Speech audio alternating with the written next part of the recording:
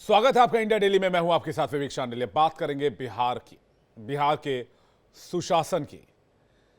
लेकिन क्या वाकई में बिहार में सुशासन बचा है? क्योंकि बिहार में विपक्ष लगातार यह कह रहा है कि क्राइम आउट ऑफ कंट्रोल हो चुका है। नीतीश कुमार की सुशासन बाबू की छवि खत्म होती जा रही है। बिहार में पिछले कुछ दिनों में एक के बाद एक कई ऐसी वारदातें हुई हैं जिनसे लगता है कि मुख्यमंत्री नीतीश कुमार का अब शासन और प्रशासन पर कोई नियंत्रण नहीं रहा है। लालू राबड़ी शासन के जंगल राज के बाद बड़ी उम्मीदों से लोगों ने नीतीश कुमार पर भरोसा किया था, लेकिन आज की तारीख में बिहार में क्राइम थमने का नाम नहीं ले रहा। बिहार में क्राइम कंट्रोल पर राजनीति भी गर्म हो गई है। लॉ एंड ऑर्डर को विपक्ष मुद्दा बना रहा है, सरकार को घेर रहा है, सत्ता पक्ष के नेताओं पर वार कर रहा है। इसी पर चर्चा करेंगे, लेकिन उससे पहले बिहार के क्राइम ग्राफ पर एक रिपोर्ट देखिए।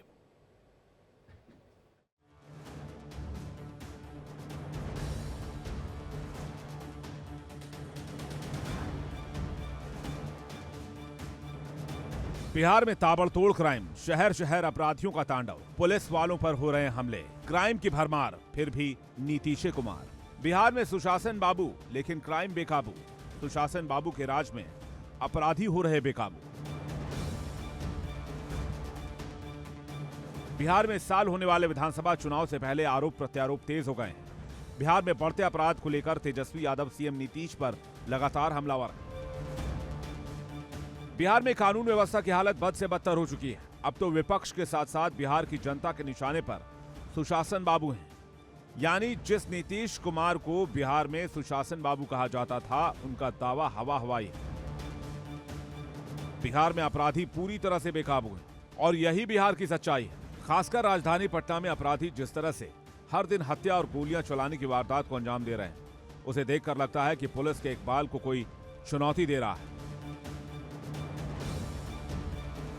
आज से करीब 20 साल पहले जो नीतीश कुमार सियासी गलियारों में सुशासन बाबू के नाम से जाने जाते थे, बिहार में विकास का चेहरा बताए जाते थे, लोगों की समस्याओं को मुख्यमंत्री सुनते और ऑन स्पॉट अधिकारियों को समाधान का निर्देश देते थे, उस सुशासन बाबू का आखिर जनता से मोह भंग क्यों हो गया? बिहार में लगाए जाने वाला जनता दरबार क्यों बंद हो गया? और बिहार में क्या अपराधियों को पुलिस का डर नहीं बचा है?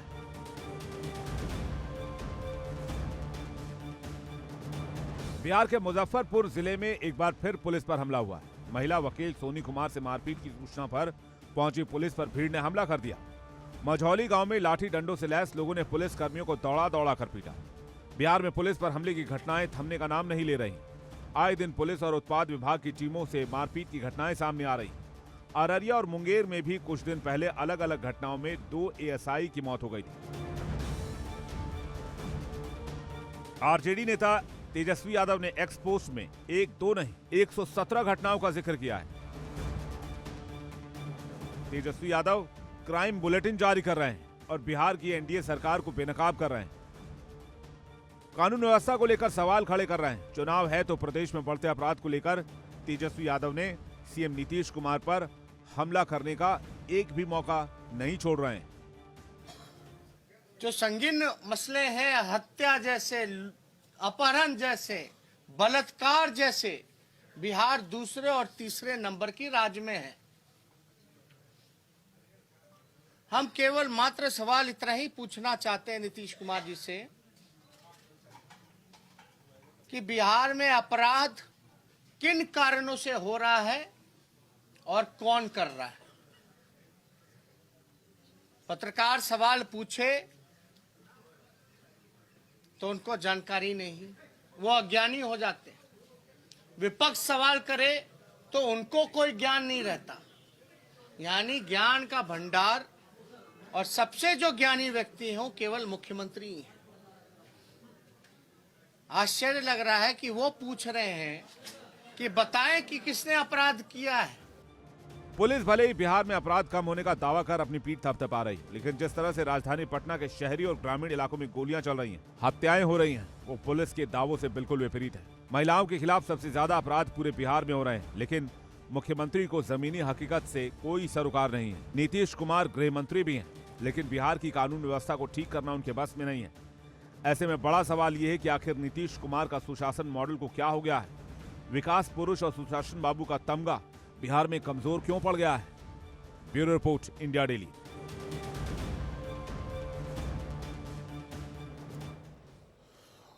बातचीत करने के लिए मेहमानों का बड़ा पैनल हमारे साथ जुड़ा है। मनीष पांडे, प्रवक्ता बीजेपी, अरविंद निषाद, प्रवक्ता जेडीयू, अरुण यादव, प्रवक्ता आरजेडी, थोड़ी देर में हमारे साथ होंगे, और कन्हैया भेलारी, वरिष्ठ पत्रकार, हमारे साथ जुड़ रहे हैं।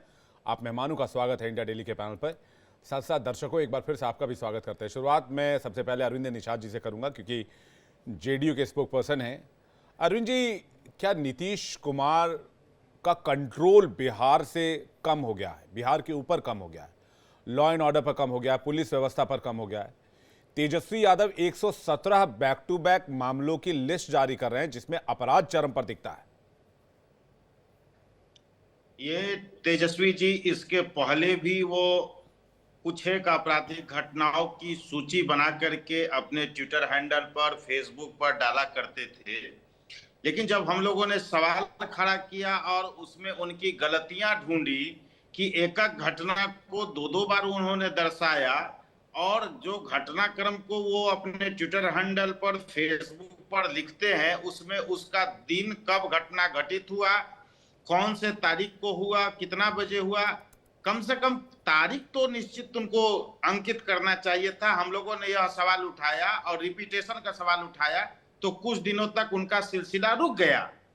अब फिर से वो इस प्रकार क्या सोशल मीडिया का सहारा लेकर के वो कर रहे हैं। तो मेरा उनसे सवाल है कि भाई, उनके माता पिता के राज में जो एकक नरसंहार में 100 व्यक्ति मारे जाते थे, 200 व्यक्ति मारे जाते थे, उनका भी तो सूची उनको डालना चाहिए अपने सोशल मीडिया साइट पर। जो बिहार में जंगल राज पटना हाई कोर्ट ने जिसको संज्ञा दी थी, उसके बारे में भी तो उनको बात करनी चाहिए थी। आज पूरे बिहार में मुख्यमंत्री नीतीश कुमार जी, हाँ, मैं इस बात से इनकार नहीं करता हूं कि आपराधिक घटनाएं नहीं घटित हो रही, आपराधिक घटनाएं घटित हो रही है, और उससे कहीं तेज गति से बिहार में उन आपराधिक घटनाओं पर सरकार की ओर से, बिहार पुलिस की ओर से त्वरित कार्रवाई की जा रही है। नहीं, लेकिन ये बात कब तक कहा जाता रहेगा कि लालू और राबड़ी जी के राज में आपराधिक घटनाएं होती थी? उस बात को नहीं कहा जाएगा, उस बात को 2 दशक, हमारे राज में तो एक भी नरसंहार नहीं हुआ पिछले 20 वर्षों में। अरविंद भाई, उस बात को 2 दशक से ज्यादा हो चुके हैं। उस बात से परेशान होकर बिहार की जनता ने राजकाज का जिम्मा आपको सौंपा, लेकिन अगर आपराधिक घटनाएं हुई हैं या बढ़ी हैं, तो फिर आपकी जिम्मेदारी क्यों नहीं? लालू राबड़ी राज की जिम्मेदारी कब तक? हमारी पूर्ण जिम्मेदारी है, और नीतीश कुमार जी जिम्मेदारी से बंधे हुए राजनेता और मुख्यमंत्री के पद पर हैं। कोई ऐसी घटना नहीं हुई है जो सत्ता संरक्षित अपराध हो, संगठित आपराधिक गिरोह कोई ऐसा कांड किया हो जैसा लालू राबड़ी के राज में होता था, और इनके तेजस्वी यादव के खुद के मामा और उनके राजपाट में सबसे ज्यादा मुख्यमंत्री के निकट रहने वाले सुभाष यादव ने खुलासा किया कि कैसे लालू राबड़ी के राज में सीएम हाउस से अपराधियों को संचालित किया जाता था, और अपराधियों को कैसे वहां अपहरणकर्ताओं से कैसे उनको भय दिखाया जाता था, और कैसे उनसे वहां पर ये अपहरणकर्ताओं से और उनके परिजनों से वहां मोलजोल किया जाता था। ये तो पूरा देश और दुनिया जानता है, ये कौन नहीं, लेकिन मैं फिर वही कह रहा हूं, आप फिर से 20 साल पीछे जा रहे हैं। में है अरविंद भाई, आप फिर से 20 साल पीछे जा रहे हैं। मैं वर्तमान की स्थिति की बात कर रहा हूं। गृह मंत्रालय भी नीतीश कुमार जी के हाथों में है, सरकार पर कंट्रोल 2 दशक से ज्यादा से आपका है। आप बार बार 20 साल पहले जा रहे हैं। आप देखिए पुलिस वालों की क्या स्थिति है, पुलिस वालों की टीम पर हमला हो रहा है, पुलिस वालों पर हमले हो रहे हैं। तो कानून के डर को सुनिश्चित करने की जिम्मेवारी पुलिस वालों के एक, आप दिल्ली जी, अरे सुनिए ना विवेक जी सुनिए। आप दिल्ली के नोएडा में बैठ करके बिहार के मसलों पर चर्चा कर रहे हैं, तो थोड़ा सा हम लोग भी होमवर्क करके आवे तो बढ़िया रहेगा। जिन पुलिस घटना में ये पुलिसकर्मी जिन आपराधिक घटनाओं में शहीद हो गए हैं, वैसे सभी अपराधी पकड़े गए हैं और सलाखों के पीछे है। आज आरा में जो तनिष्क शोरूम में जिन अपराधियों ने तनिष्क शोरूम को लूटने का काम किया, सारे अपराधी पकड़े गए। उसके पहले पूर्णिया में तनिष्क शोरूम से ये लूटपाट हुआ था, उस घटना में शामिल सभी अपराधी पकड़े गए, बल्कि बंगाल में जाकर के बिहार पुलिस ने कार्रवाई की और वहां से अपराधियों को पकड़ा है। पहले जैसा राजपाट नहीं कि भाई आप कुछ भी कर लीजिए, सीएम हाउस, लालू राबड़ी के सीएम हाउस में अपराधी बैठे मिले थे, ऐसा राजपाट नहीं चल रहा है। ठीक है, मैं अरुण यादव जी के पास जा रहा हूं, आपके सवाल का जवाब देंगे वो। और चूंकि आपने बोला कि भाई नोएडा में बैठकर बिहार के मुद्दे पर चर्चा हो रही है, तो नोएडा में बैठकर पूरे देश के मुद्दे की चर्चा होती है अरविंद भाई, क्योंकि नेशनल चैनल है भाई, और ऐसा नहीं है कि हमारे रिपोर्टर्स, हमारे स्ट्रिंगर्स बिहार में नहीं, वो हमें बिहार की जानकारी नहीं देते हैं। बिहार की पल पल की जानकारी आती है सर, बहुत बड़ी टीम है, बहुत बड़ा नेटवर्क है हमारा। बिल्कुल अपडेटेड है सर, एकदम अपडेटेड है एकदम। अरुण यादव जी क्या कहेंगे आप? देखिए विवेक जी, जब जब हमारे आदरणीय नेता तेजस्वी यादव जी सत्ता पक्ष को सत्य से रूबरू कराने का काम करते हैं, जो बिहार का वर्तमान हालात है उस पर आईना दिखाने का काम करते हैं, या फिर कुछ मीडिया वाले जब आईना दिखाने का काम करते हैं तो सत्ता पक्ष के लोग इसी तरह भड़क जाते हैं। जैसे आपने वाजिब सवाल किया, हमारे जदयू के मित्र भड़क गए, शायद उनको जानकारी ही नहीं है। हमारे आदरणीय नेता तेजस्वी यादव ने चंद दिनों की घटना का जिक्र किया है, और ये कोई पहली बार नहीं है। और इसके पहले सदन के अंदर पूरा डाटा प्रस्तुत करने का काम किया, एनसीआरबी का आंकड़ा पेश करने का काम किया। ये लोग जो दिन रात जपते रहते हैं लालू नाम केवलम, 2005 के पहले आपने देखा होगा सदन के अंदर 2005 से लेकर 25 तक का हमारे आदरणीय नेता तेजस्वी यादव जी ने पूरी आंकड़ा पेश करने का काम किया आपराधिक घटनाओं को लेकर। 2 दशक से बिहार के मुख्यमंत्री नीतीश कुमार जी हैं, और गृह विभाग भी उनके पास है अपने ठीकी का, और केंद्र में भी इनकी सरकार है।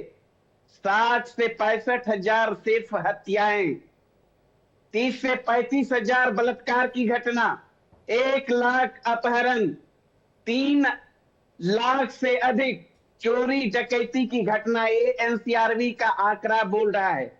ये कोई राष्ट्रीय जनता दल का वेबसाइट नहीं बोल रहा है। उसके बावजूद भी सत्ता पक्ष को शर्म नाम का कोई चीज नहीं है। ऐसा एक भी दिन नहीं है विवेक भाई जिस दिन राज्य के अंदर सैकड़ों राउंड गोलियां नहीं चलती, सैकड़ों हत्याएं नहीं होती, महिलाओं के साथ दुष्कर्म की घटना सामने नहीं आती, दिन दहाड़े पटना में लूट लिया जाता है व्यवसायियों को, दिन दहाड़े हत्या कर दी जाती है, दिन दहाड़े रात में, अब घर में कोई सुरक्षित अब नहीं है। पिछले दिनों आपने देखा होगा बेगूसराय में एक बीजेपी नेता की बच्ची के फेस पर तेजाब डाल दिया गया। तो बहुत सारी ऐसी घटना है। मुख्यमंत्री के होम डिस्ट्रिक्ट में महिलाओं के साथ दुष्कर्म होता है, उसके बाद पैर में 9 कीलें ठोकी जाती है। ये है हमारा बिहार। उसके बाद भी कुछ बोलिए। नहीं, लेकिन अरुण भाई नीतीश जी को पता भी नहीं रहता है। अरुण भाई, यही नीतीश कुमार अभी कुछ साल पहले आपको बहुत अच्छे लगते थे, आपके अलायंस में वो सीएम थे, तेजस्वी जी डिप्टी सीएम थे। अचानक से नीतीश जी इतने बुरे हो गए, इतने खराब मुख्यमंत्री हो गए क्या विवेक जी? या मामला बस सियासी है? खराब मैं नहीं बोल रहा, मैं सियासी मामला, मैं तो आंकड़े की बात कर रहा हूं ना। आप चले आइए, आंकड़े तो गुरुदेव, आंकड़े तो तब भी थे। सुन लीजिए ना, तब आंकड़े नहीं थे। बिल्कुल देख लीजिए ना, देख लीजिए हमारे कार्यकाल का भी आंकड़ा और इनके कार्यकाल का भी आंकड़ा सबके सामने है। दूध का दूध, पानी का पानी हो जाएगा। डिस्कशन कर ले पेपर रख कर। ठीक है, मैं मनीष पांडे जी के पास जा रहा हूं। भागने वाले लोग नहीं है। मनीष पांडे, प्रवक्ता बीजेपी, हमारे साथ जुड़े हुए। मनीष पांडे जी आ रही है आपकी आवाज? जी, सवाल यही है कि कह रहे हैं बिहार नहीं संभल रहा अब आप लोगों से। भाई आपकी तो डबल इंजन की सरकार है, बिहार में कहिए ट्रिपल इंजन की सरकार है। देखिए, मुझे खुशी होती है जब तेजस्वी यादव इस प्रकार के आंकड़े पेश करते हैं। आंकड़े गलत हो सही हो वह विवाद का विषय, चर्चा का विषय हो सकता है, लेकिन जब तेजस्वी यादव विपक्ष के नेता की भूमिका में आते हैं तो मुझे लगता है कि राजनीति में अब तेजस्वी यादव परिपक्व होने लगे हैं। क्योंकि 2-4 साल 5 साल पहले जब जब बिहार आपदा में रहा, विपत्ति में रहा, तेजस्वी यादव बिहार से बाहर रहे, बिहार की सुधि नहीं रही उनको।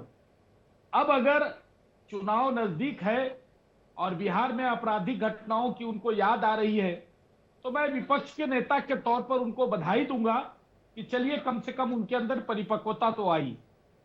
अब आंकड़ों की बात आ रही है और अपराध की बात आ रही है। विवेक जी, देखिए मेरे मित्र अरुण जी बैठे हैं यहां पर, ये एक बात भूल जाते हैं, और हमारे आदरणीय कन्हैया भेलारी जी भी बैठे हैं, तो एक बात ये भूल जाते हैं जो इनको बताना चाहिए।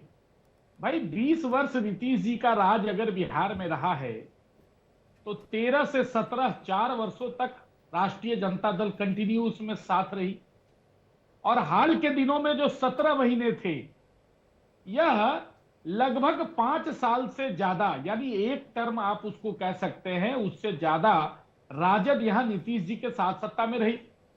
अब ये जो तेजस्वी यादव बार बार आंकड़े पेश करते हैं 20 वर्षों का, 20 वर्षों का, या भी अरुण भाई भी जो आंकड़े प्रस्तुत कर रहे थे 20 वर्षों के, जो लाखों लाख आंकड़े गिना रहे थे, तो इनको सबसे पहले उस पाप की जिम्मेवारी लेनी चाहिए, या उन 5 वर्षों का 4 साल और 17 महीने का वो आंकड़ा प्रस्तुत अवश्य करना चाहिए, या उसमें कंपैरिजन करना चाहिए, तुलनात्मक आंकड़ा पेश करना चाहिए कि जब ये नीतीश जी के साथ थे तो हत्या, बलात्कार, अपराध की घटनाओं पर कितना नियंत्रण था, या उसका अनुपात क्या था। अगर ये करते तो मुझे ज्यादा खुशी होती। मैंने बधाई दिया है एक विपक्ष के नेता के रूप में। दूसरी बात, मैं थोड़ा सा विवेक जी, मैं आपने मुझे देर से समय दिया, देखिए इन्होंने पिछली बार कहा था कि 60,000 हत्याएं 20 वर्षों में हुई बिहार में। 60,000 20 वर्षों को 365 से अगर हम गुना करते हैं तो लगभग 7300 दिन, 7,300 दिन होते हैं, और उसको अगर हम 60,000 से जोड़ते हैं तो प्रत्येक दिन का 38 जिलों के हिसाब से लगभग 2 हत्याओं का औसत आता है। 2 हत्याओं का, अरुण जी घर जाके जरा जोड़ घटाव कर लीजिएगा। अब यह किस प्रकार के अपराध और किस प्रकार के हत्या का आंकड़ा प्रस्तुत करते हैं 20 वर्षों में। देखिए मेरा साफ कहना है विवेक जी, मैं यही कहना चाहूंगा, मेरे राजद के मित्र बैठे हैं यहां पर, भाई जब घटनाएं घटती हैं जी, तो उस घटनाओं का चरित्र तो देखिए ना। ये घटना करने वाले सर कौन इतना लोग हैं? बिहार की जनता इतना मैथमेटिक्स मुझे नहीं लगता करती होगी, नहीं करती होगी, बिल्कुल लेकिन करती बिहार है, की जनता करते हैं। इंसाफ यहाँ तो 20 मांग ही वर्षों रही से है, नीतीश जी मुख्यमंत्री कानून का एक बाल तो कम से कम मांगेगी। कन्हैया जी एक सेकंड, अरुण भाई एक सेकंड, कन्हैया जी बहुत देर से वेट कर रहे हैं। कन्हैया जी, कन्हैया जी, मैं बता दूं, बिहार की जनता बहुत अच्छी तरह से मैथमेटिक्स करती है, इसीलिए तो तेजस्वी जी सत्ता को तड़प रहे हैं। ठीक है कन्हैया जी, कन्हैया जी। देखिए, सच्चाई ये है कि क्राइम बढ़ा है, ये स्वीकार करना पड़ेगा। जो सत्ता में है वो, और विपक्ष तो सवाल उठाएगा ही। अगर जैसे आपने अभी कहा कि राजद के लोग जब नीतीश के साथ थे, तो नीतीश जब सीएम थे, ये लोग उस हिस्सेदारी और भागीदारी थी सत्ता में, तो प्रेज करते थे नीतीश कुमार के कामों का, तो वही खिलाफ में रहती थी एनडीए। अभी वो अलग हो जाएंगे तो वही बात करें। लेकिन ईमानदारी की बात यह है, अगर ईमानदारी से विशेषण अभी के जो सिचुएशन है बिहार में, क्राइम बढ़ा है, निश्चित तौर से क्राइम बढ़ा है। अब जो इनके बीजेपी कोटे से जो मंत्री हैं, आप उनका एक बयान सुनिए। अभी 2-3 दिन पहले वो बयान दिए केदार गुप्ता जी, 16 तारीख को उनके समाज का कोई मीटिंग होने वाला है पटना में, और भाषण में कह रहे हैं भाषण में वो अपने लोगों के बीच बता रहे थे कि कैसे राजपूत एकजुट रहते हैं, आप लोग एकजुट नहीं रहते हैं, खाली पैसा बटोर कर रखते हैं, आप पैसा बटोर कर रखिएगा तो सब चुरा करके लेकर के भाग जाएगा। यानी कि वो स्वीकार करते हैं कि महफूज नहीं है, हम लुटा सकते हैं। हमको लूट ले जाएगा। लेकिन एक बात और मैं क्लियर कर दूं कि अभी भी वैसी स्थिति नहीं है जो राजद काल में हुआ करता था, क्योंकि मैं दोनों का देखा हूं। मैं पत्रकारिता कर रहा हूं 86 से, बड़ा माइन्यूटली मैंने नजर भी है, एकदम पैनी नजर है। तो जो लालू प्रसाद यादव के राज में जो फियर साइकोसिस होता था उतना नहीं है, बढ़ गया है। इसमें भी मैंने बढ़ रहा है, डेली कुछ न कुछ घटनाएं हो रही हैं, एक से एक घटनाएं हुई हैं गांव में भी, क्योंकि मैं कनेक्शन मेरा गांव से ही, गांव के हूँ, गांव में भी जाता हूँ, महीने में 2-4 बार चलता हूँ। अब लोगों का विश्वास जो है नीतीश कुमार पर से उठ रहा है। ऐसा लगता है कि नीतीश कुमार अब सरकार चला ही नहीं रहे हैं, कहीं दूसरा तीसरा चला रहा है। और वो पहले नीतीश कुमार जो है डेली, मैं तो उनके साथ बैठा हूँ सवेरे, वो पूरा अखबार पढ़ते थे और क्या होता था वो देखते थे, सारा अखबार 3-4 घंटा। इसके बाद उससे फोन कर, डीजीपी से फोन करते थे, चीफ जी क्या हो रहा है, अब नहीं करते हैं वो। तो कंट्रोल हट गया है। लेकिन स्टिल मुझे ये स्वीकार, मैंने कहने में कोई संकोच नहीं है कि अभी वो वाले स्थिति नहीं आई है, फियर साइकोसिस जो राजद के काल। ठीक है, मनीष पांडे जी कुछ कहना चाह रहे हैं। मनीष जी, उसके बाद अरुण जी आपके पास। मैं ये कहना चाहता हूं, कन्हैया बेलारी जी हैं, देखिए ये क्या होता है भाई, अचानक एक सप्ताह बालू पुलिस वालों पर हमले हो जाते हैं, 10 दिन लगातार हमले ही होते रहते हैं, 10 दिन अचानक सोने के व्यवसायियों के यहां लूट होती रहती है। मतलब ये जो प्रोजेक्टेड, जिसको कहते हैं प्रोजेक्टेड अपराध, देखिए ये चुनाव का समय है और मैं तो स्पष्ट आरोप लगाता हूं ये राजद के गुंडे हैं, कोई दूसरे नहीं है। और ऐसे आप अगर उठा के आंकड़ा देखेंगे, कमाल है मनीष बोलना भाई, बोलना चाहिए, मतलब बोलना ये चाहिए। जितने अपराध हो रहे हैं आरजेडी वाले कर रहे हैं। नहीं, अभी जो बढ़े हैं, हाल के दिनों में जो बढ़े हैं, चाहे वहां पर दरोगा पर हमले हुए हैं, कौन लोग हैं, मुंगेर में हमले हुए कौन लोग हैं, सब आरजेडी के लोग हैं। का लिस्ट नहीं, आरजेडी ये प्रायोजित है, सरकार को बदनाम। देखिए मैं अरे भाई तो पुलिस आपके पास है ना सर, तो अगर गुंडे प्रायोजित हैं भी, चलिए मैं आपकी बात से 1% मुतमईन हो जाता हूं। मैं विवेक जी, मैं एक भाई रिक्वेस्ट करूंगा, आप अपने दर्शकों को एक लिस्ट भी दीजिए। आप यूपी में, नोएडा में, मैं नोएडा में बैठा हूं ना, आप नोएडा में एक डकैती की वारदात बता दीजिए, आप किसी ज्वेलरी शोरूम में कोई गुंडा घुस जाए यहाँ पे। अरे मैं बता रहा हूं, 1 मिनट मैं बता। पुलिस, भाई साहब मुझे पुलिस 5 सेकंड जल्दी से प्लीज। हाँ, पुलिस की कार्यशैली है ना यहाँ पे, नहीं, यहाँ तो सीधा हिसाब करती है पुलिस। आप पिछले 20 अपराध को उठाइए, 20 अपराध का हम फिर किसी दिन बैठ जाएंगे, 20 अपराध बिहार के। हाँ। और उसमें अपराधी कौन पकड़े गए, कौन लोग अपराधी थे, क्लियर हो जाएगा। यह अपराध संरक्षित अपराध है और विपक्ष के लोगों के द्वारा सरकार को बदनाम करने के लिए इस प्रकार के अपराध हो रहे हैं। लेकिन बिहार की पुलिस है, सारे, कोई ऐसा एक केस, अरुण यादव जी बैठे हैं, मैं उनको चुनौती देता हूं, एक केस ऐसा बताइए जिसका पुलिस ने पर्दाफाश नहीं किया। ठीक है अरुण यादव जी, अरुण यादव जी, ये तो सीधा एलिगेशन आप ही पे लगा रहे हैं। विवेक भाई, इससे साफ जाहिर होता है कि बिहार में सरकार का इकबाल समाप्त हो गया है। बिहार में सरकार नाम का कोई चीज है ही नहीं। सरकार नाम का चीज अगर रहता, अपराधी कोई करे तो उसमें दहशत का वातावरण रहता ना, दहशत का माहौल होता ना, खौफ रहता ना। हाँ, मैं ही अपराध, एक सोची समझी साजिश के तहत राजद ही कराती इनके अनुसार। तो ये इनकी सरकार क्या कर रही है, इसका मतलब सरकार पूरी तरह नपुंसक है। और विवेक भाई, ये जिस ओर इशारा कर रहे थे, अब ये होता है ना, खिसियानी बिल्ली खंभा नोचे। अपराधियों की कोई जात होती है क्या? होती, इनके नजर में तो अब जात भी है। और इससे पहले ये कह रहे थे, पूरा गणित समझा रहे थे। हम आज जो बोल रहे हैं, हमारे आदरणीय नेता सदन के अंदर या सदन के बाहर तेजस्वी यादव जी जो आंकड़े पेश कर रहे हैं, ये कोई राष्ट्रीय जनता दल का आंकड़ा है क्या? ये तो देश के गृह मंत्रालय जिनके पास है, अमित शाह जी, और बिहार का, अरे बिहार का गृह विभाग मुख्यमंत्री जी के पास है। तो हिसाब किताब इसका कौन देगा भाई? तेजस्वी यादव। अब तो अरुण भाई, किसी 13 तरह का से नन्हा 17 मेहमान 4 भी, वर्षों सुन में लीजिए, कितने अपराध सुनिए ना, हुए? अरे अरे सुन लीजिए ना, अरे वो आंकड़ा भी आप ही प्रस्तुत जानते कीजिए ना। हैं। सुनिए, सुन लीजिए ना विवेक भाई, अभी जो 17 बिहार महीने का जब आप माहौल सत्ता है, में थे, कहीं स्वर्ण व्यवसायियों की यहाँ लूट पक्ष नहीं के हुई, घर में, सुन पटना लीजिए में ना दिन दहाड़े विवेक हत्या भाई, नहीं हुई। एक एक करके मनीष जी, एक सेकंड, विवेक- मनीष जी। हाँ, विवेक भाई, आप तो एक जेडीयू के प्रवक्ता ने कहा आप तो दिल्ली में हैं, नोएडा में हैं बैठे हुए, आपको क्या जानकारी है? बिहार का जो माहौल है मैं बता रहा हूं, सत्ता पक्ष के घर में अगर कोई नन्हा मेहमान भी आज आ जाए तो वह भी आरोप तेजस्वी यादव जी पे ही लगता है। समझ गए ना विवेक जी? ये हालात है, सच्चाई है, बिहार की जनता भगवान भरोसे है।